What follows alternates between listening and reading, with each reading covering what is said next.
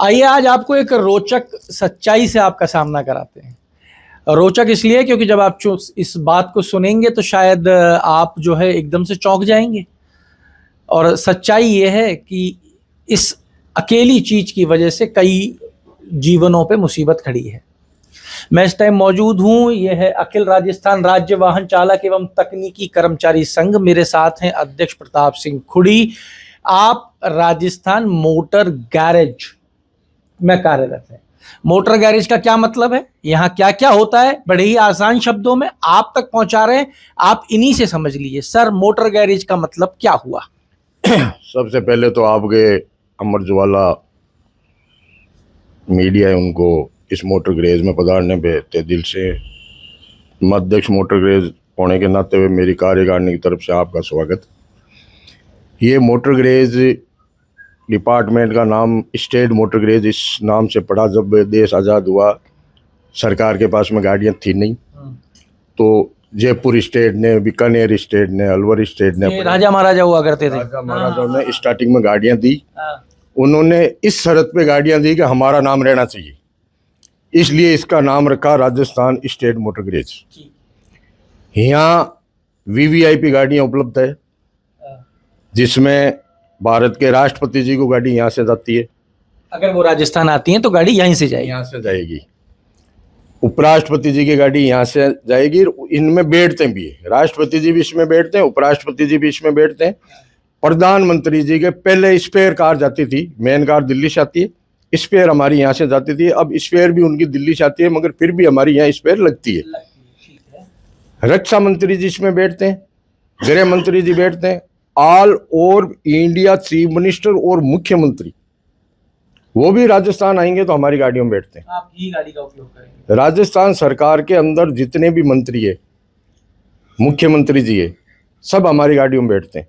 और जितने अधिकारी हैं उनको भी गाड़ी आपके यहाँ से जाती है? मेन सब अधिकारियों के नहीं है। जो मेन सीएम सेक्रेटरी साहब है, चीफ सेक्रेटरी साहब है, फाइनेंस सेक्रेटरी साहब है, होम सेक्रेटरी साहब है, जो चीफ सेक्रेटरी लेवल के जो अधिकारी हैं, उन आईएएस अधिकारियों को हमारी गाड़ियाँ जाती है। आपकी गाड़ियाँ? जी सर। तो motor garage, motor state garage जो है वो एक बड़ी जिम्मेदारी निभाता है। प्रदेश के सारे बड़े बड़े लोगों को आप गाड़ी देते हो।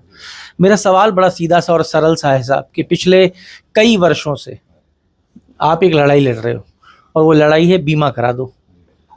तो जितनी भी गाड़ियां इन वीवीआईपीस को जाती हैं, उन गाड़ियों को क्या आरटीओ के आधार पे, आरटीओ के मानकों के आधार पे वो गाड़ियां 100% मानकों पे खरी उतरती हैं क्या? नहीं उतरती है। इनका इंश्योरेंस नहीं है गाड़ियों का, किसी भी गाड़ी का बीमा नहीं है? किसी भी गाड़ी का बीमा नहीं है। और राजस्थान सरकार में हाईकोर्ट की गाड़ियों का बीमा हो गया कुछ साल पहले, वो आपके तहत नहीं आता? वो हमारे तहत नहीं आता है।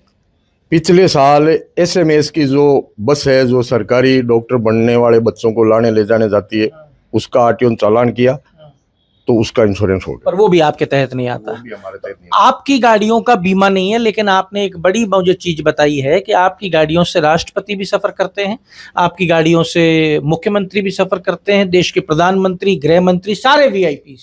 मैं जानना चाहता हूँ, अभी देश की राष्ट्रपति आई थी जयपुर, क्या उनका गाड़ियों का जो काफिला था वो गाड़ियां उनकी दिल्ली से आई थी, या उनके द्वारा आप ही के यहाँ से गाड़ी उपयोग की गई? हमारे यहाँ से उपयोग थी गाड़ी। मेन कार यहाँ की थी, स्पेयर कार ही यहाँ की थी। फिर मेन कार, स्पेयर कार के बाद में पार्टी कारें लगती है। जितने भी गेस्ट आते हैं, आपके मीडिया भी साथ में आती है, तो मीडिया की भी एक अलग से वाहन होती है, मेडिकल टीम की भी वाहन होती है, और जो भी उनके गेस्ट होते हैं उनकी तो सारी गाड़ियाँ हमारे मोटर गैरेज की गई। उस मोटर गैरेज की गाड़ियों में एक का भी इंश्योरेंस नहीं था। देखिए, एक ये बड़ी सूचना है कि ये लड़ाई जो लड़ रहे हैं पिछले कई सालों से, वो तो लड़ाई की चली रही है सरकार के साथ, पर एक ये बड़ी सूचना है कि देश की राष्ट्रपति जयपुर में जिस गाड़ी के अंदर बैठी थी, उस गाड़ी का बीमा नहीं था। बीमा क्यों कराया जाता है? बीमा सिर्फ इसलिए नहीं होता है गाड़ी का कि आरटीओ के नियमों के तहत आता है। बीमा सड़क पे चलने वाले उस व्यक्ति की भी सुरक्षा प्रदान करता है जो सड़क पे चल रहा है, गाड़ी के नीचे आ गया तो, और गाड़ी चलाने वाले को भी वो, और गाड़ी चलाने वाले के परिवार को भी बीमा सुरक्षा प्रदान करता है।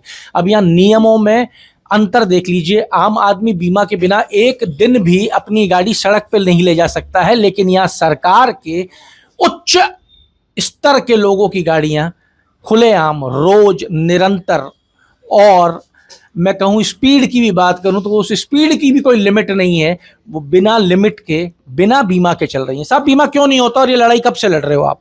ये लड़ाई मेरे से जो पहले अध्यक्ष रहे हैं उन माननीयों ने भी बहुत संघर्ष किया, ज्ञापन भी दिए, जिनकी मैंने आपको कॉपियां क्या ये दिखाई। सिर्फ इसी सरकार की खामी है या पहले भी ऐसा ही होता रहा है? पहले सरकारों ने भी नहीं किया, इस सरकार पे हम पर्टिकुलर दोष नहीं देना चाह रहे हैं कि भाई इस सरकार ने नहीं किया है, मगर जैसे सरकार ने 4th क्लास की जो सबसे निम्न श्रेणी की कर्मचारियों की भर्तियां निकाली है और निकाली है, तो शायद वजन लाल जी से हम उम्मीद कर सकते हैं, आपके वो भी आपके मीडिया के माध्यम से, हमारा इंश्योरेंस का मेरे व्यक्तिगत विचार ये है कि सिर्फ हमारा विकल्प है आपका मीडिया। आपका मीडिया अगर हमारी 100% मदद कर गया तो मुझे उम्मीद है कि ये हमारी समस्या का हल होगा।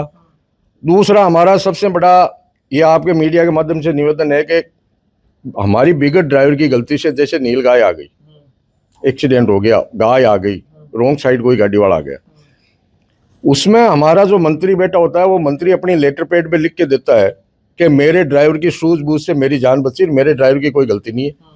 उसके बावजूद वो जो खर्चा होता है उस खर्चा का 15 से 25% तक ये अधिकारी हमारे से काटते हैं, जिसका मैं आपको दिखा सकता हूँ, मेरे पास में आदेश आपके पड़े। पास में प्रमाण है। मेरा सवाल ये है कि नीलगाय आ गई, ड्राइवर ने अपनी पूरी सूझबूझ दिखाई, सब कुछ सही रहा, बस उस ड्राइवर की जान चली गई, अब क्या होगा? उसके परिवार वाले रोएंगे। जो म्यूचुअल है LIC उसकी जो सैलरी में से खुद करा रखी है उसने जो, उसके पैसे मिलेंगे और सरकार क्या देगी? कुछ नहीं देगी, क्योंकि बीमा है ही नहीं गाड़ी का। बीमा है नहीं गाड़ियों का। तो इसलिए कुड़ी साहब, मुख्यमंत्री भजनलाल शर्मा को इस विषय में जानकारी भी है कि नहीं? इस चीज का मुझे नॉलेज नहीं है, क्योंकि हमारी CM साहब से अभी तक मुलाकात हुई नहीं है। हम प्रयास कर रहे हैं कि CM साहब से मुलाकात करने का, और उसमें हमारे मांग पत्र में हम ये मांग रखेंगे। एक ये हमारे वर्कशॉप में बिल्कुल भी कर्मचारी नहीं है, गाड़ियों का हमारे छोटे से छोटा काम होने के लिए कंपनी जाती है। अभी ड्राइवरों की तो CM साहब ने भर्ती करी है, उसके लिए तो हम CM साहब का तहे दिल से आभार व्यक्त करते हैं कि हमारे यहाँ वाहन चालकों की भर्ती करी है उन्होंने। इसी आधार पर हम ये चाहते हैं CM साहब से, मुख्य हमारी जो मांगे हैं, फर्स्ट हमारी मांग तो ये है कि हमारी गाड़ियों का बीमा किया जाए। दूसरा, हमारे वर्कशॉप के जितने भी रिक्त पक्त है उनको भरा जाए। पहले राजस्थान बीमा कराया जाए तो एक गाड़ी का कितना खर्चा आ जाएगा? इस चीज का मुझे नॉलेज नहीं है कितना गाड़ियां हैं आपके पास? लगता हमारे करीब 300 किस्म की गाड़ियां हैं। 300 गाड़ियां, और 300 की 300 का बीमा नहीं है। देखिए आप, रोचक जानकारी। 300 गाड़ियों का अगर बीमा कराया जाए तो सरकार के लिए कौन सी बड़ी बात है? क्या समस्या क्या रही? पैसा नहीं था पिछली सरकारों के पास में, इस सरकार के पास में, या नीयत नहीं थी? संघर्ष तो पिछले नेताओं ने भी खूब किए थे। कितने साल से चल रही है साहब ये मांग? 97 का तो आप अभी मुझे कागज ही दिखा रहे थे। 97 का क्या, शायद मैं पुराना रिकॉर्ड देखूंगा तो ये तो जब से यूनियन बाजी चली है, जब से ये घटना हुई है, उस टाइम भी पुराने भी जितने भी याद भी नहीं है कि कब से ये मांग उठा रहे हैं। ये कब से मांग उठा रहे हैं। बाकी हम उठाते रहे, किसी ने पूरा करने की सोची भी नहीं। और इन CM साहब से शायद मुझे मालूम नहीं है, पिछली बार भाई साहब आए थे फर्स्ट इंडिया न्यूज वाले, इन्होंने न्यूज चलाई थी, तो उसकी अगर न्यूज CM साहब के पास में पहुंची या नहीं पहुंची इसका मुझे पूरा मालूम नहीं है। और अब हम देख रहे हैं विधानसभा में जब CM साहब फिर ही रहते हैं तो आप मुलाकात करेंगे? तो हम मुलाकात करने का प्रयास करेंगे और हमारे मांग पत्र हम रखेंगे। दूसरा, आपके माध्यम से मैं ये कहना चाहता हूँ कि विधानसभा जब चलती है, आज विधानसभा में कितने पैसे अरबों खरबों रुपए लगे होंगे, आप वहाँ मीडिया वाले धरातल पे आके देखना, हमारे ड्राइवरों के लिए ना वहाँ बाथरूम है, ना विधानसभा में बैठने की हमारे कोई व्यवस्था है, ना हमारे को अंदर चाय पानी पीने के लिए जाने देते। तो ये भी हमने एक मांग रखी कि हमारा परमानेंट आप विधानसभा का पास मत बनाओ, जब सदन चले जब बना दो, जब तो हमारा बना दो, ताकि हम अंदर चाय पानी पी सके। आज जिस VIP को हम विधानसभा लेके जाते हैं, क्या हमारा अंदर जाने से विधानसभा को खतरा है? जिस VIP को हम बंगले से विधानसभा तक ले जाते हैं, उस VIP को तो हमारे से कोई खतरा ही नहीं है, और हम अंदर जाते हैं तो क्या इन नेताओं को खतरा हो जाता है? हमारी विधानसभा में भी आपकी मीडिया के माध्यम से मैं कहना चाहता हूँ कि विधानसभा में हमारे ड्राइवर रूम की व्यवस्था करे, वहाँ बाथरूम की व्यवस्था करे। अभी जब सदन चलेगा तो मैं आपको वहाँ स्थिति दिखाएंगे, स्थिति मौका की दिखाऊंगा। जो मैं बोल रहा हूँ ये पूरे तत्व है, सत्य तत्व है, इसमें एक भी झूठा तत्व नहीं बस। आप वहाँ तो आज स्थिति है, सरकार रेन बसेरा की व्यवस्था करती है जो फुटपाथ पर रहते हैं, तो क्या हम रेन बसेरा वालों से भी किए बीते हो गए? हम कोई नहीं मांग रहे वहाँ, हमारे एसी लगाओ ये, और हमारा ड्राइव रूम बढ़ा दे, उसमें कूलर लगा दे। अगर सरकार एसी लगाती है तो बहुत बढ़िया है, नहीं हमारे कूलर लगा दे। वहाँ वाटर कूलर नहीं है भाई साहब पानी पीने के लिए, जहाँ हमारी गाड़ियाँ खड़ी रहती है, जहाँ हम बैठते हैं, ये स्थिति है हमारी। तो ये भी आपके माध्यम से माननीय विधानसभा अध्यक्ष जी से मेरा निवेदन है कि ये हमारी समस्या सुनकर हमारे महान लोगों की समस्या का समाधान करें। देखिए साहब, यहाँ पे समस्याएं जो हैं वो दो हो गई। एक जो समस्या है वो बड़ी गंभीर समस्या है।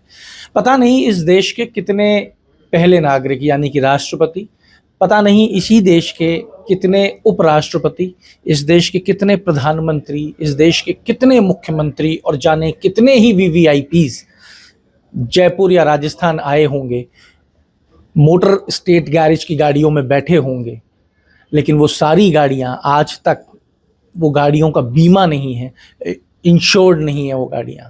अब सवाल ये आता है कि एक आम आदमी जब सड़क पे गाड़ी लेके चलता है और उसका बीमा ना हो तो एक पल लगता है चालान होने में, लेकिन इनका चालान कौन करे जब उस गाड़ी में हाकिम ही बैठा हो, सत्ता चलाने वाला।